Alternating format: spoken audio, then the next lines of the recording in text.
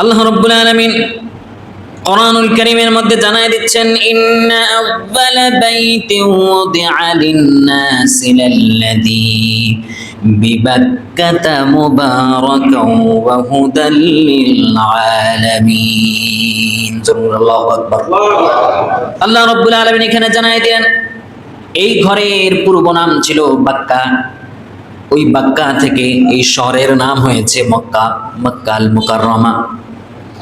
কোরআনুল কারীমের মধ্যে আল্লাহ রাব্বুল আলামিন আরো একটি নাম জানাই দিচ্ছেন আমাদেরকে। 2 নাম্বার এই কাবা ঘরের নাম হচ্ছে সূরা মাইদার 97 নম্বর আয়াত। আল্লাহ রাব্বুল আলামিন জানাই দিচ্ছেন, জাআলাল্লাহুল কা'বাতাল বাইতাল হারাম কিয়ামান লিন-নাস। আল্লাহ রাব্বুল আলামিন পবিত্র কাবাকে পবিত্র ঘর হিসেবে মানুষের জীবনের ভিত্তি বানিয়ে দিয়েছেন। সুবহানাল্লাহ, সুবহানাল্লাহ। কোরআনুল কারীমে এর আরেকটি নাম রয়েছে আল বাইত। সূরা আল বাকারার 125 নম্বর আয়াত আল্লাহ রাব্বুল আলামিন জানাই দিচ্ছেন, ওয়া ইদ জাআলনাল বাইতা মাসাবাতাল লিন-নাস ওয়া আমনা। আমি এই ঘরকে মানুষের জন্য ফিরে আসার স্থান এবং নিরাপদ আশ্রয় হিসেবে বানিয়ে দিয়েছে। জোরে বলুন সুবহানাল্লাহ। এই ঘরে মানুষ একবার গেলে বারবার যেতে চায়, ঠিক না বেঠিক? একবার গিয়া তৃপ্তি মেটে না, আবার যেতে চায়। মাসাবাতাল লিন-নাস ওয়া আমনা, কারণ এই ঘর নিরাপদ, এই ঘর নিরাপদ আশ্রয়স্থল।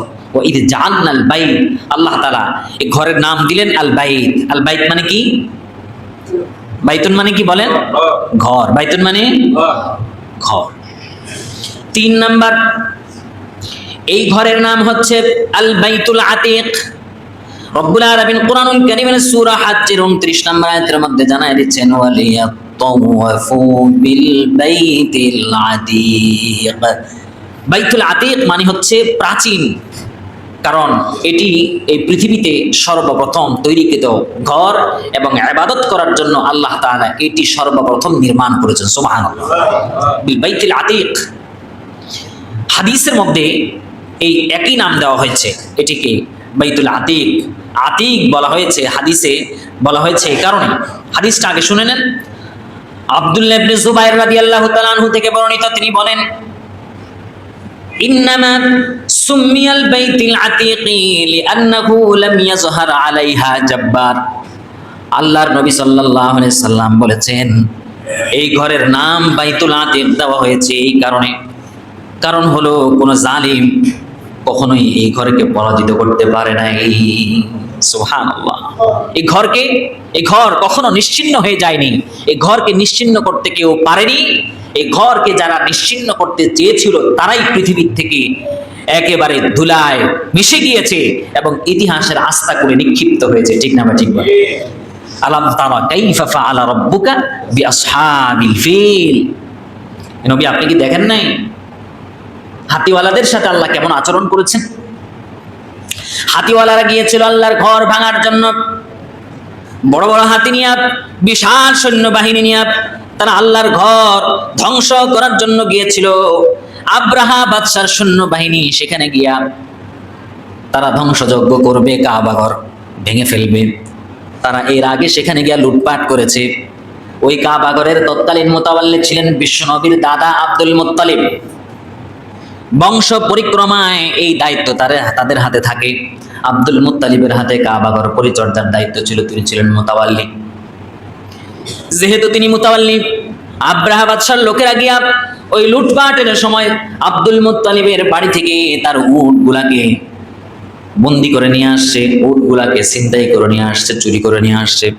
আব্দুল মুত্তালিব সকালবেলা আব্রাহা বাদশার নিকট গেল, যাওয়ার পর বলল, আমার উটগুলা কেন আনছো? উটগুলা দিয়ে দাও। আব্রাহা বাদশা অবাক হয়ে জিজ্ঞাসা করলো, আমি তো তোমাদের কাবা ঘর ধ্বংস করার জন্য এসেছি, সেটা নিয়ে তোমার কোনো বক্তব্য নাই। আশ্চর্য হয়ে গেলাম, তুমি তোমার উট নিয়ে ব্যস্ত রয়েছো। আব্দুল মুত্তালিব সেই দিন একটা জবাব দিয়েছিল, শুনুন। সেদিন তিনি বলেছিল, ইন্না রাব্বুল ইবিল ওয়ালিল বাইতি রাব্বু ইয়াহমিহি।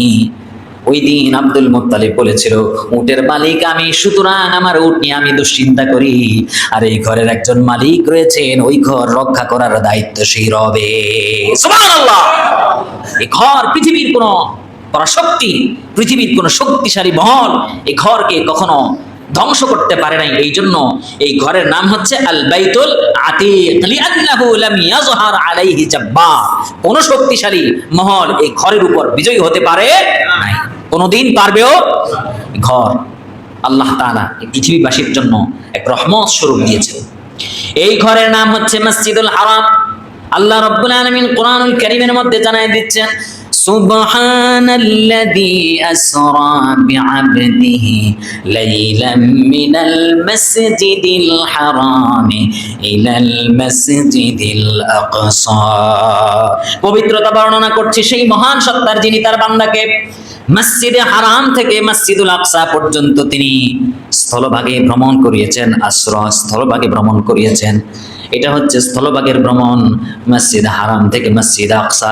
মসজিদ আকসা কোথায় বলেন তো? ফিলিস্তিন। মসজিদ হারাম হচ্ছে মক্কাল মুকাররমায়, আর মসজিদ হারাম হচ্ছে, মসজিদ আকসা হচ্ছে ফিলিস্তিন। এইটুকু পর্যন্ত স্থলভাগের ভ্রমণ। আল্লাহ রাব্বুল আলামিন ওই মসজিদ আকসা থেকে এরপরে আল্লাহর নবীকে ঊর্ধ্বাকাশে ভ্রমণ করিয়ে তিনি সেই সব কিছু ভ্রমণ করিয়ে আবার রাত শেষ হওয়ার আগেই আল্লাহ তাআলা বিশ্ব নবীকে জায়গা মতো ফিরিয়ে দিয়েছে। সুবহানাল্লাহ। এই জন্য এই ঘরের নাম হচ্ছে মসজিদুল হারাম, পবিত্র ঘর। এমন এক ঘর যে ঘরের মধ্যে কোনো সীমালঙ্ঘন করা যায় না। মসজিদুল হারামের মধ্যে কোনো অপরাধ করা যায় না, এমনকি মশা পর্যন্ত মারা যায় না। যারা ইহরাম বাঁধে তাদের জন্য বিধান আছে না এরকম? মশা পর্যন্ত মারা যায় না, কোনো অপরাধ সেখানে করা যাবে না, কোনো প্রাণীকে সেখানে হত্যা করা যাবে না। আল্লাহু আকবার, সুবহানাল্লাহ। মসজিদ হারাম। রাসূল করিম সাল্লাল্লাহু আলাইহি ওয়াসাল্লাম যখন মক্কা বিজয় করলেন তখন তিনি কিন্তু এই ঘোষণাটা দিয়েছিলেন, যারা মসজিদ হারামে আশ্রয় গ্রহণ করবে সে এতদিন পর্যন্ত ইসলামের চরম দুশমন থাকা সত্ত্বেও সে নিরাপদ। সুবহানাল্লাহ। প্রিয় ভাইরা আমার, এই ঘরের আরেকটি নাম হচ্ছে বাইতুল মুহাররম। আল্লাহ রাব্বুল আলামিন সূরা ইব্রাহিমের 37 নম্বর আয়াতের মধ্যে জানায় দিচ্ছেন, ইনদা বাইতিকাল হারাম। যখন ইব্রাহিম আলাইহিস সালাম তার সন্তানদেরকে, শিশু সন্তান, দুধের শিশু এবং স্ত্রীকে নির্জন মরুভূমিতে রেখে চলে যাচ্ছিলেন, তখন আল্লাহর কাছে দোয়া করেছিলেন, আল্লাহ তাআলা তোমার পবিত্র ঘরের পাশে আমি তোমার নির্দেশে এদেরকে রেখে গেলাম, ফারজুক আহলাহু, তুমি তাদেরকে রিজিকের ব্যবস্থা করে দিও। সুবহানাল্লাহ। সেখান থেকে ঘরের নাম বাইতুল হারাম, বাইতুল হারাম। এরপরে এর আরেকটি নাম হচ্ছে হজ্জুল বাইত। হজ্জুল বাইত, হজ মানে হচ্ছে জিয়ারত করা, আর বাইত মানে তো হচ্ছে ঘর, অর্থাৎ জিয়ারতের ঘর। হজ্জুল বাইত। আল্লাহ রাব্বুল আলামিন কোরআনুল কারীমে জানায় দিয়েছেন সূরা আলে ইমরানের 97 নম্বর আয়াত। আল্লাহ রাব্বুল আলামিন বলছেন, ওয়ালিল্লাহি আলান নাসি হিজ্জুল বাইতি মান ইসতাতাআ ইলাইহি সাবিলা। মানুষের উপর আল্লাহর জন্য এই গৃহের হজ করা ফরজ করে দিয়েছেন কে? আল্লাহ তাআলা ফরজ করে দিয়েছেন যাদের সামর্থ্য রয়েছে, যাদের যাতায়াত করার সামর্থ্য রয়েছে এবং তাদের পরিবার 1 বছর যাবত তাদের খাবার দাবারের যদি ব্যবস্থা করতে পারে, এই অবস্থায় তার জন্য হজ ফরজ করে দিয়েছেন কে? তাহলে কাবা ঘরের যে নামগুলো আমরা জানলাম, কাবা, আল কাবা, তারপরে কি বাইতুল হারাম, তারপরে কি বাইতুল আতীক, মসজিদুল হারাম, বাইতুল মুহাররম, হজ্জুল বাইত। এই নামগুলো, ঐতিহাসিক নামগুলো আমরা দিল দিয়ে, হৃদয় দিয়ে উপলব্ধি করব এবং এর মর্যাদা আমাদের হৃদয়ে আমরা গেঁথে নেব। বলুন ইনশাআল্লাহ। আল্লাহ তাআলা যেন এত সুন্দর নাম যে ঘরের আল্লাহ তাআলা রেখেছেন, এই ঘর যেন তাওয়াফ করার তৌফিক আল্লাহ তাআলা আমাদেরকে দান করে, আমরা সকলে বলি আমিন। এত মর্যাদা এই ঘরের। এই ঘর নির্মাণে ইতিহাস রয়েছে ইসলামে। এই ঘর অত্যন্ত প্রাচীন ঘর।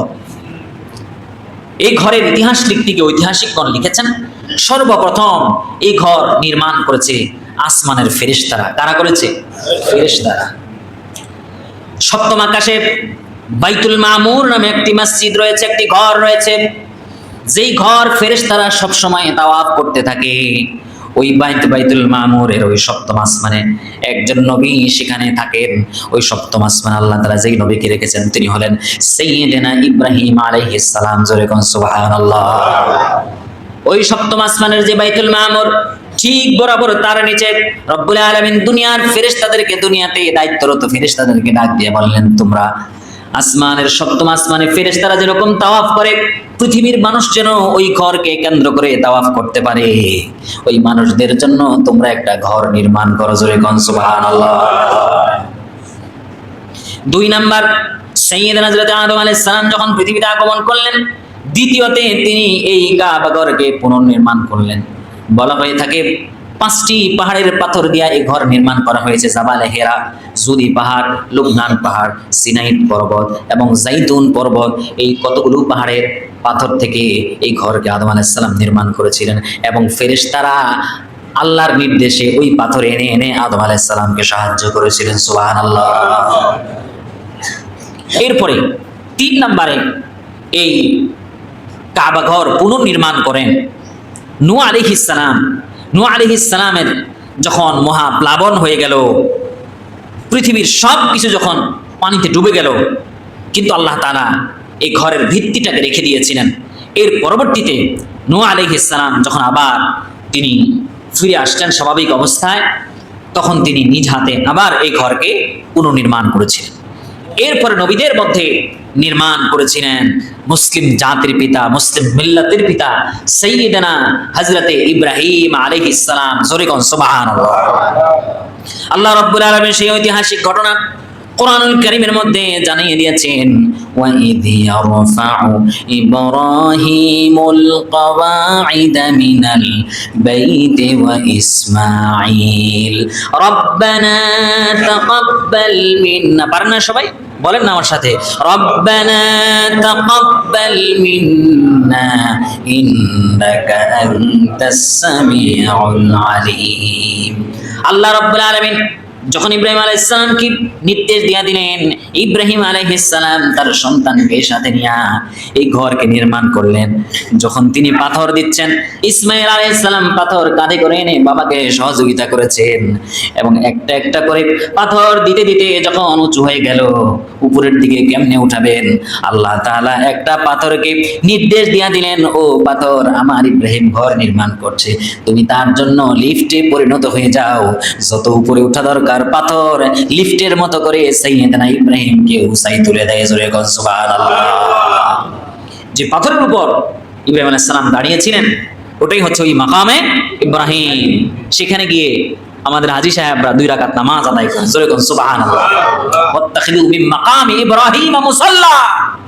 হযরত ওমর রাদিয়াল্লাহু তাআলা আনহু মনের মধ্যে খুব আকাঙ্ক্ষা যে এত মর্যাদা সম্পন্ন এই জায়গাটা, আল্লাহ যদি এই জায়গাটাতে আমাদের জন্য নামাজ পড়ার একটা নির্দেশ দিয়ে দিত, কতই না ভালো হতো। সাইয়্যিদনা ওমর, তিনি কিন্তু নবী নন, তিনি বিশ্ব নবীর একজন সাহাবী, জান্নাতি সাহাবী, দ্বিতীয় খলিফা। এই ওমরের মনের আকাঙ্ক্ষা পূরণ করার জন্য আল্লাহ তাআলা আয়াত নাযিল করেছেন, ওয়াত্তাখিযু মিন মাকামি ইব্রাহিম মুসাল্লা। ও পৃথিবীর হাজী সাহেবগণ, তোমরা প্রত্যেকেই এই মাকামে ইব্রাহিমকে তোমাদের নামাজের জায়গা বানিয়ে দাও। সুবহানাল্লাহ। সাইয়্যিদনা ওমর রাদিয়াল্লাহু তাআলা দেখেন 15টা আয়াত আল্লাহ তাআলা ওমরের পক্ষে কোরআনুল কারীমে নাযিল করেছেন। সুবহানাল্লাহ। এমন আয়াত রয়েছে, আল্লাহর নবীর ফয়সালা ছিল এক, ওমরের ফয়সালা ছিল আরেক। আল্লাহ তাআলা ওমরের ফয়সালাকে প্রাধান্য দিয়েছেন। সুবহানাল্লাহ। সেটা হচ্ছে মাকাম ইব্রাহিম। এই যে পাথর, সেখানে কিন্তু এখনো সাইয়্যিদনা ইব্রাহিম আলাইহিস সালামের পাথরের পায়ের ছাপ এখনো সেখানে রয়ে গিয়েছে। সুবহানাল্লাহ। ওটা ছিল লিফট, ওটা স্বয়ংক্রিয়ভাবে ইব্রাহিম আলাইহিস সালামকে তুলে দিয়েছিল, উপরে উঠেছে আর পাথর দিয়া ইব্রাহিম আলাইহিস সালাম ঘরকে নির্মাণ করেছেন। সুবহানাল্লাহ। প্রিয় ভাইরা আমার, ইব্রাহিম আলাইহিস সালামের এই ঘটনা থেকে একটা শিক্ষা রয়েছে আমাদের জন্য। তিনি ঘর নির্মাণ করার পর এবার তিনি হাত তুলে দোয়া করলেন কার কাছে?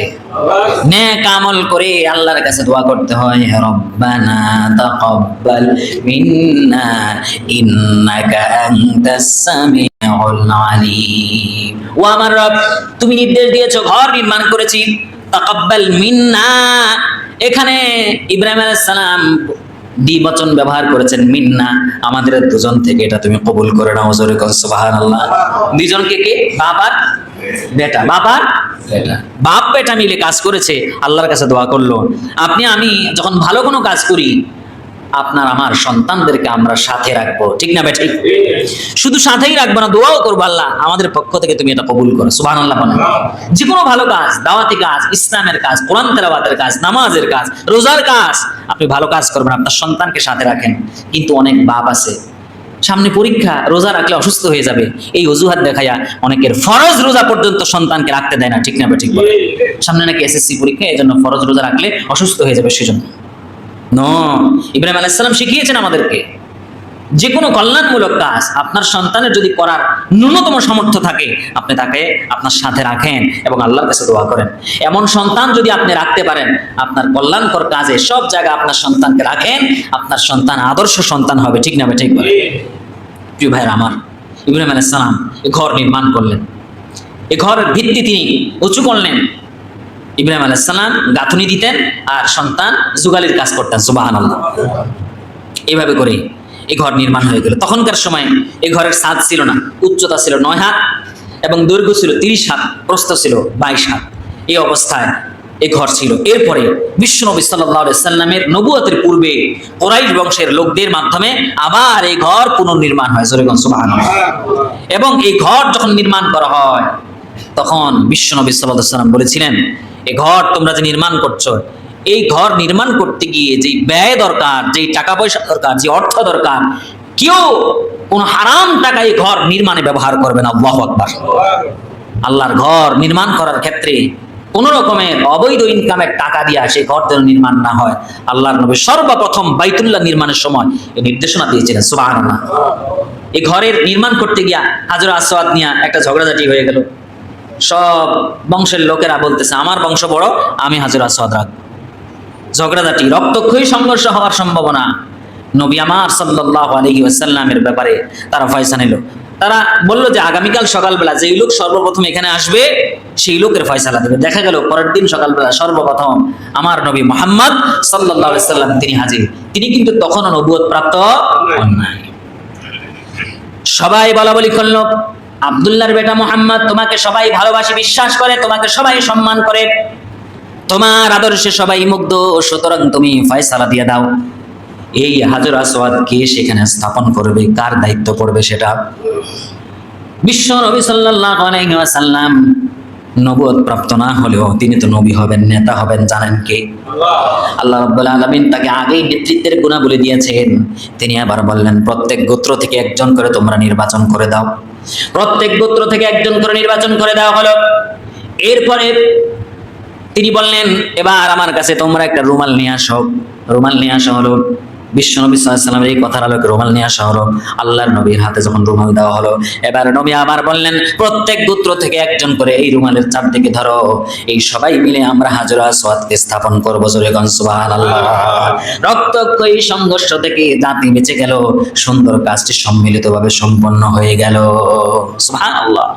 এই জন্য কল্যাণকর কাজে সকলকে অংশীদার করা, এই টেকনিকে, কৌশল ইসলাম শিক্ষা দিয়েছে, বিশ্বনবী সাল্লাল্লাহু আলাইহি ওয়াসাল্লাম শিক্ষা দিয়েছেন। সুবহানাল্লাহ। এভাবে করে কুরাইশ বংশের লোকদের মাধ্যমে ষষ্ঠ পর্যায়ে এসে এই কাবাঘর নির্মাণ হলো। এর পরবর্তী ইসলাম পরবর্তী সংস্কার দুই সময় হয়েছিল। হযরত আব্দুল্লাহ ইবনে জুবাইর রাদিয়াল্লাহু তাআলা আনহু তিনি একবার পুনর্নির্মাণ করেছিলেন এবং এরপরে হাজ্জাজ বিন ইউসুফ তিনি একবার এটাকে পুনর্নির্মাণ করেছিলেন। সেই ধারাবাহিকতায় এই ঘরকে আমরা এখন পেয়ে থাকি। এই ঘরের মর্যাদা, এই ঘরের সম্মান আল্লাহ তাআলা কোরআনুল কারীমে জানিয়েছেন। রব্বুল আলামিন বলেন, ইন্না আউয়ালা বাইতি উমতি আলিন নাস, মানুষের ইবাদতের জন্য সর্বপ্রথম ঘর হচ্ছে এই ঘর। জোরে কোন সুবহানাল্লাহ। 2 নাম্বার কোরআনুল কারীমে এর মর্যাদা বলতে গিয়ে আল্লাহ রাব্বুল আলামিন বলছেন, এই ঘরটি হচ্ছে তাওহীদের ভিত্তি। জোরে কোন কিসের ভিত্তি? তাওহীদের ভিত্তি। আল্লাহ রাব্বুল আলামিন কোরআনুল কারীমের মধ্যে জানায় দিচ্ছেন, ওয়া ইয বাওয়ানা ইব্রাহিম মাকানাল বাইতি আল্লা তুশরিক বি শাইআ। আর স্মরণ করে সে সময়ের কথা যখন আমি ইব্রাহিমের জন্য এই ঘরকে জায়গা নির্ধারণ করে দিয়েছিলাম, এই নির্দেশনা সহকারে যে আমার সাথে কোনো কিছু অংশীদার করা যাবে না। সুবহানাল্লাহ। এই ঘর হচ্ছে তাওহীদের ভিত্তি। আল্লামা ইকবাল সেজন্য বলেছেন, তাওহীদ কি আমানত सीनों में हमारे, तौहीद की अमानत सीनों में हमारे, आसान ही मिटाना नामो निशान हमारा। আমাদের অন্তরে তাওহীদের ভিত্তি রয়েছে। সুতরাং এই মুসলমান জাতি এই তাওহীদের ভিত্তিকে কেন্দ্র করে পৃথিবীতে টিকে থাকবে। পৃথিবীর কোনো অপশক্তি এই মুসলিম জাতিকে জমিন থেকে কখনোই উঠিয়ে দিতে পারবে না, নিঃশেষ করে দিতে পারবে না। জোরে কোন ঠিক কিনা? তাওহীদ মুসলমানদের কাজে কর্মে ইবাদতে সব জায়গায় তাওহীদ রয়েছে। তাওহীদ আল্লাহ তাআলার একত্ববাদ, আল্লাহ ব্যতীত পৃথিবীর কোন মানুষকে এই জাতি তাদের মাবুদ হিসাবে, তাদের ইলাহ হিসাবে, তাদের রিজিকদাতা হিসাবে, তাদের আইনদাতা হিসাবে মানতে পারে না।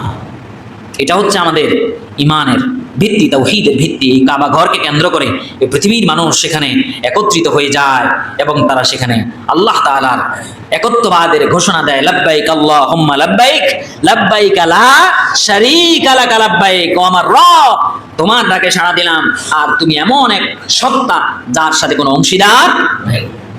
লাব্বাইক লা শারীকা লাক লাব্বাইক, ইন্নাল হামদা ওয়ান নি'মাতা লাকা ওয়াল মুলক লা শারীকা লাক। ইন্নাল হামদা সমস্ত প্রশংসা কার? ওয়ান নি'মাতা সমস্ত নিয়ামত দিয়েছেন কে? লাকা ওয়াল মুলক, ও আমার রব, মুলকিয়াত, বাদশাহী, ক্ষমতা, পাওয়ার, সুপ্রিম পাওয়ার একমাত্র কার কাছে? এই কথাগুলো বইলা যেই লোকটা হজ করে আসে, সেই লোকটা দেশে ফিরে আসার পর এবার বলে সকল ক্ষমতার উৎস জনগণ। কথার সাথে সাংঘর্ষিক। ইন্নাল হামদা ওয়ান নি'মাতা লাকা ওয়াল মুলক, এই কথা আপনি বলছেন, বুঝে শুনে বলেন। হজ করতে যাচ্ছেন, বুঝে শুনে হজ করেন। হজের স্পিরিট আপনার ভিতরে গেঁথে দেন, তাহলে জীবন পরিবর্তন হবে, সমাজ পরিবর্তন হবে। ঠিক না? ঠিক বলে। এই হজ যারা করে তারা দেখেন তাদের মর্যাদা কি। এত সুন্দরভাবে স্পিরিট নিয়ে যারা হজ করবে তাদের মর্যাদা বলে আলোচনা শেষ করব। বিশ্বনবী সাল্লাল্লাহু আলাইহি ওয়াসাল্লাম বলেছেন, মান হাজ্জা হাদাল বাইত ফালাম ইয়ারফুস ওয়া লাম ইয়াফসুক রাজা'a কায়াউমিন ওয়ালাদাতহু উম্মুহু।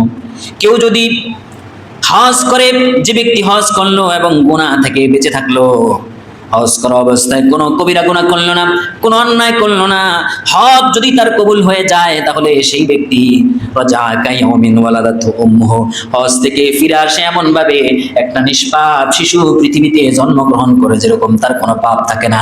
একজন হাজী সাহেবকে আল্লাহ তাআলা সেই রকম নিষ্পাপ বানায়া তার দেশে ফিরায়া দেয়। একটু আসতে পারেন না সুবহানাল্লাহ? এত মর্যাদা আপনার। এটা কখন হবে? আপনার হজটা যেন কবুল হয়। আল হাজ্জুল মাবরুরু লাইসা লাহুল জাযাউ ইল্লাল জান্নাহ। আল্লাহর নবী বলেন, হজ যদি কবুল হয়ে যায় তাহলে আল্লাহ তাআলা তার জন্য বিনিময় রেখেছেন জান্নাত ছাড়া আর কিছুই হতে পারে না। হজের মর্যাদা এত বেশি। সুতরাং যারা আমাদের প্রিয় ভাইরা হজ করার জন্য নিয়ত করেছে, তাদের ফ্লাইট শুরু হয়ে গিয়েছে, তারা যেন নিরাপদে সেখানে যেতে পারে তার জন্য আমরা দোয়া করবো। আল্লাহ তাআলা কবুল করুন, সবাই বলেন আমিন। এবং যাদের সামর্থ্য আছে, এখনো মন মানসিকতা হয়নি হজ করার মতো, তাদেরকে আল্লাহ তাআলা হজে যাওয়ার মতো তৌফিক দান করুন, সবাই বলেন আমিন। রাসূল সাল্লাল্লাহু আলাইহি ওয়াসাল্লাম বলেছেন, ইন্না লিল্লাহি ফি কুল্লি ইয়াউমিন ওয়া লাইলাতিন মিআতিন ওয়া 20 রাহমা তানসিলু আলা হাদাল বাইত। এই ঘর তাওয়াফকারীদের জন্য, এই ঘরে নামাজ আদায়কারীদের জন্য, দর্শনকারীদের জন্য আল্লাহ তাআলা রহমত নাজিল করতে থাকেন আসমান থেকে। জোরে কোন সুবহানাল্লাহ।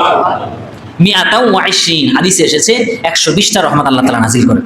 সর্বশেষ 20টা রহমত দেন তাদের জন্য যারা শুধুমাত্র এই ঘরের দিকে তাকায়া থাকে। সুবহানাল্লাহ বলে। এই ঘরের দিকে তাকায় থাকলেও সওয়াব আছে নাকি নাই? এত মর্যাদা, এত ফিলিংস, এই অনুভূতি নিয়ে যেন আমরা হজে যাই। আল্লাহ তাআলা আমাদেরকে তৌফিক দান করুন, সবাই বলেন আমিন। ঘর পবিত্র। ইন্নামাল মুশরিকুনা নাজাসুন ফালা ইয়াকরাবুল মাসজিদাল হারাম। এই ঘরের মর্যাদা হচ্ছে কোন মুশরিক এই ঘরে কোনোদিন প্রবেশ করতে পারবে না। হুকুম কার? হুকুম আল্লাহ তাআলা। প্রিয় ভাইরা আমার, তাই আসুন আমরা এই ঘরকে অনুভূতিতে নিয়ে আসি। যারা যেতে পারে নাই তারা তামান্না করে, আকাঙ্ক্ষা করে আল্লাহ তাআলা যেন আমাদেরকে হজ্জে বাইতুল্লাহ নসিব করে। আমরা সকলে বলি আমিন।